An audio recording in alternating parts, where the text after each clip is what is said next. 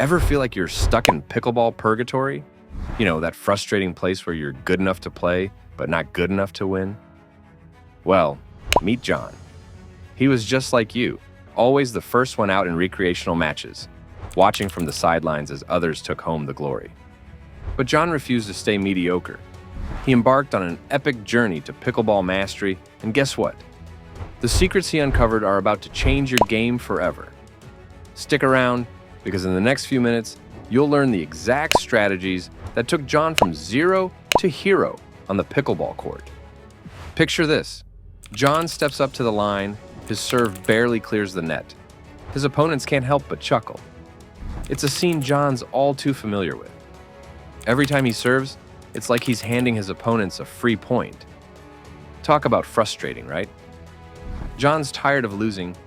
He watches as his opponents rack up point after point with their powerful serves. It's like they're playing a different game altogether. John knows he's got to step up his serve game if he wants to have any chance of winning. Then one day, everything changes. John's scrolling through YouTube when he stumbles upon a video of a pro player demonstrating this killer serve technique. It's like a light bulb moment for John. He thinks, this is it. This is what I've been missing. Excited to try it out, John heads to the court. He spends hours practicing, but man, it's not easy. His serves keep hitting the net or flying way out of bounds. It's like 2 steps forward, 1 step back. But John's not about to give up. What John learns is that serve placement and spin are super important in pickleball. It's not just about hitting the ball hard. You've got to be smart about where you're placing it and how you're spinning it. A well-placed serve with the right spin can totally throw off your opponent's game. John keeps at it day after day. He's determined to get this serve down. Will all this practice pay off? Or is John just wasting his time? Finally, after what feels like forever, it happens. John steps up to the line at his local pickleball club. He takes a deep breath, tosses the ball up, and bam! His serve zips over the net, landing right in the corner of the service box. His opponents are stunned. They can barely get their paddles on it. John can hardly believe it himself. He's finally done it. He's mastered the serve that's been giving him so much trouble. It's a game changer, literally. But you know what? This was just the beginning of John's transformation. He was about to discover that there's a whole lot more to dominating in pickleball than just a killer serve. You've seen how a great serve can change the game. Now imagine a shot so fast, so unpredictable, it makes even the best players sweat. That's the speed up, and it's about to turn John's world upside down. But here's the catch. Mastering it isn't as simple as you might think. John thought he had it all figured out with his killer serve. But when he tried to add speed-ups to his game, things got messy real quick. His first attempts were total disasters. The ball would fly off his paddle, sailing way past the kitchen line, or straight into the net. It was like he'd forgotten how to play pickleball altogether.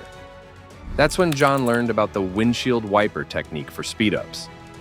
This method is all about simplifying the motion. Instead of a big backswing, you keep your paddle low and ready, just like you're about to hit a dink.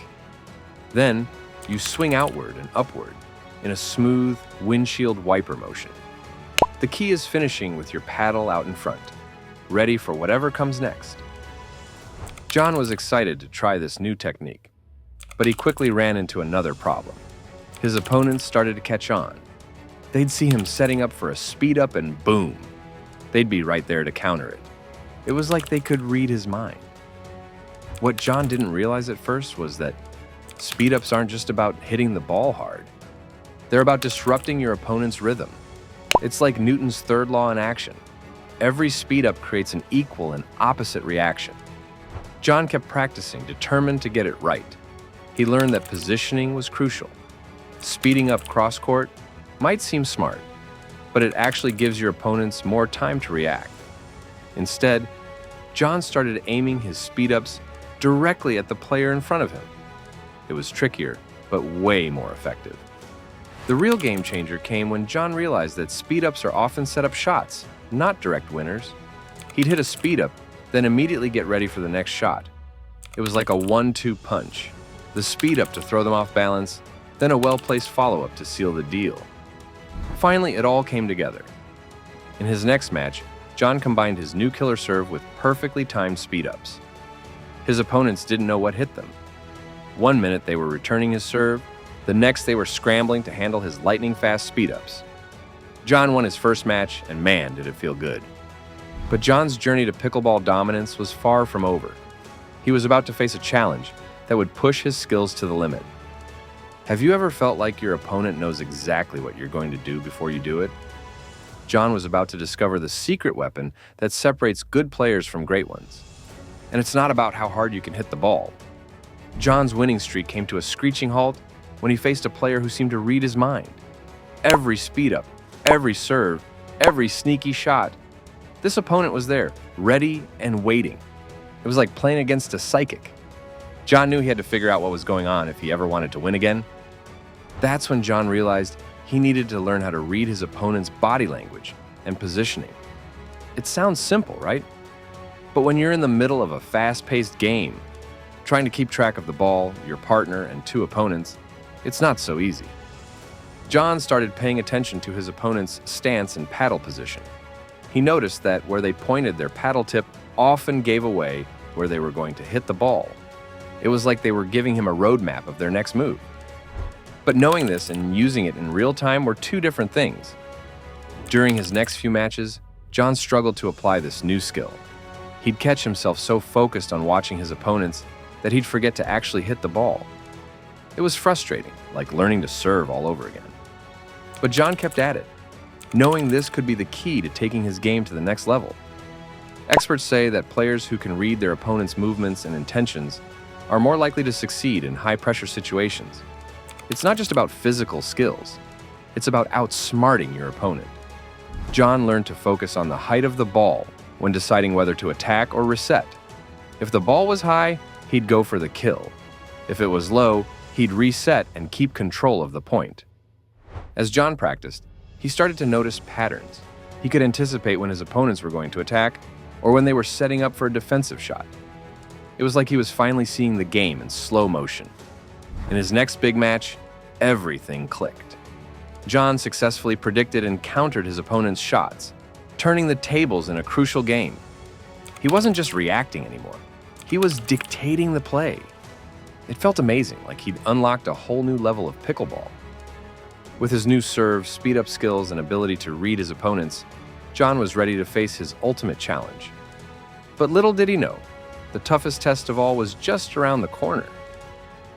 Imagine you're down 10-2 in the final game of a league match. Your heart's racing, palms are sweating, and your opponent looks unbeatable. How would you react? John was about to face this exact scenario, and his response would shock everyone watching. John was facing off against his longtime rival. The match was intense, with both players pulling out all the stops. John's killer serve was on point, but his opponent was matching him shot for shot. It was like watching two chess grandmasters, each trying to outsmart the other. As they entered the final game, the tension was palpable. John started strong, but then things took a turn. His rival went on a hot streak, racking up point after point. It felt like the match was slipping away. In that moment, John remembered something crucial. It's not just about physical skills. The mental game is just as important. He took a deep breath, focused on his breathing to calm his nerves. Instead of panicking about the score, he zeroed in on executing his shots and strategies. John started to read his opponent's body language, just like he'd practiced. He noticed his rival was favoring one side, probably feeling the pressure of being so close to victory. John used this information to his advantage, placing his shots strategically. Point by point, John started to claw his way back. He mixed up his serves, keeping his opponent guessing. When the opportunity presented itself, he unleashed his speed-ups, catching his rival off guard. The onlookers watched in amazement as John slowly but surely closed the gap. At 10-9, John faced match point. This was it. Everything he'd learned, all the hours of practice, came down to this moment. He took a deep breath, tossed the ball up for his serve, and bam! A perfect serve that his opponent barely got the paddle on. With the score tied at 10-10, John was in the zone. He read his opponent's movements perfectly anticipating every shot. He gained the lead 11-10. Finally, with a perfectly placed speed-up that caught the edge of the kitchen line, John clinched the victory. After the hard-fought win, John realized something important. His journey had taught him more than just how to win a match. It had shown him the true meaning of perseverance, adaptability, and mental toughness. But there was still one more lesson to learn. Beating his rival felt amazing, but it wasn't the end goal. The real victory was in his journey of continuous improvement. He'd faced his weaknesses head-on, learned new skills, and pushed himself beyond what he thought was possible. Think about your own pickleball game for a second. What's the one skill that's holding you back? Maybe it's your serve or your dink game. Or maybe you struggle with reading your opponents. Whatever it is, I want you to commit to improving it. Start small, practice consistently, and watch how it transforms your game. Remember what Ben Johns, the pickleball champion, always says, the only way to get better is to keep pushing yourself and learning from every match. John took those words to heart, and you can too. At the end of the day, your biggest opponent isn't the person across the net, it's yourself. So get out there, challenge yourself, and start your own journey to pickleball mastery. Who knows? You might surprise yourself with what you can achieve. Before you go, if you truly want to master the game of pickleball, you need to become consistent when striking with topspin. Want to understand how? Watch my video, How to Transform Your Game by Mastering Topspin, to learn the most efficient path. I hope you enjoyed this video, and thanks for watching.